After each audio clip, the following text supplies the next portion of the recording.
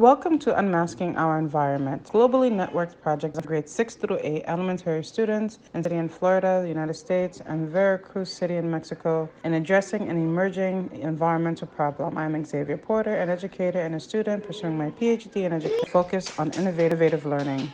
I will be your project coordinator working with two instructors. The local learners are 10th graders, 6 to 8 students at Salah Tawfiq Elementary School and Middle School in Sunrise, Florida under the guidance of their instructor. Local learners were selected based on the fact that the Sunrise City is made up of mixed ethnicities that includes blacks, Hispanics, Asians, and others. So the city is endowed with several parks and entertainment that will help highlight the problem of mass population and land. The global learners are 10th graders, 6 to 8 elementary schools, students of Fernando Diaz Zaro, a public primary school in Veracruz, Mexico. Under the guidance of their instructor, in addition to Spanish, the native language, Mexico has 62 other tribes. Secondly, Veracruz is a coastal city. This will help the students highlight the effects of mass disposal and on the aquatic ecosystem. This project is aimed at creating awareness about the impact that abandoned face masks have on different environments and communities. Students will have an opportunity to work collaboratively and learning about and designing solutions to environmental pollution by face masks, while also appreciating their cultural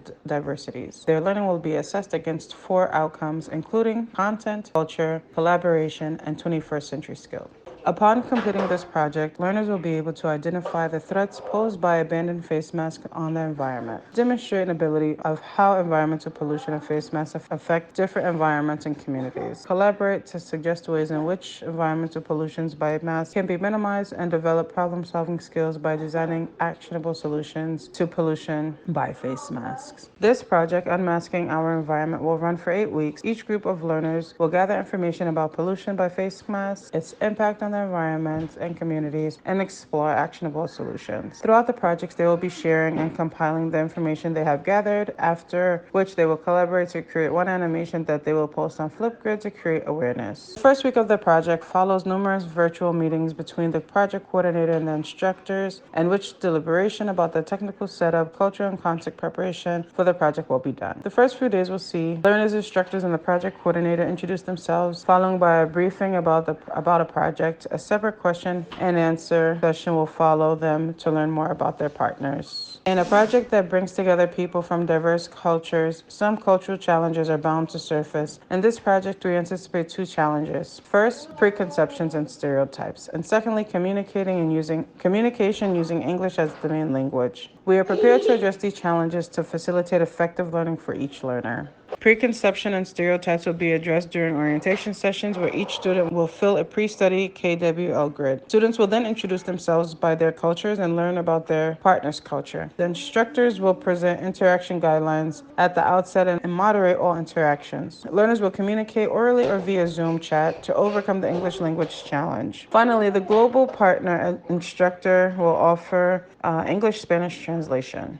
To introduce the project in the second week, 2 video links are provided for each group of learners that relate to face mask population in their communities. With this as the basis, they will then independently research further about the impact of pollution by face masks and actionable solutions, discuss their findings in virtual sessions, and then collaboratively compile a report. The 8 weeks, students will have 2 90-minute Zoom meetings with 1 breakout session in between to exchange their research notes and ideas. During sessions, they are expected to have a productive discussion about their findings, followed by reflection on what they've learned from their partner. This session will wind up by allocating tasks that should be accomplished before the next meeting. Each week is a planning week. Each learner group will allocate roles including leader, coordinator, disciplinary, note taker, editor, as well as presenter. The instructor will have the roles reallocated each week to give each learner an opportunity to participate. The project goals will be assigned each week. However, each goal should be broken down into activities and specific tasks for each student every week. We shall use Zoom video conferencing for interactions. The project coordinator will set up the meetings for every session and send invitation links to the instructors. During sessions, each student will be guided to log in and join the meeting using the video on option. Learners will be also guided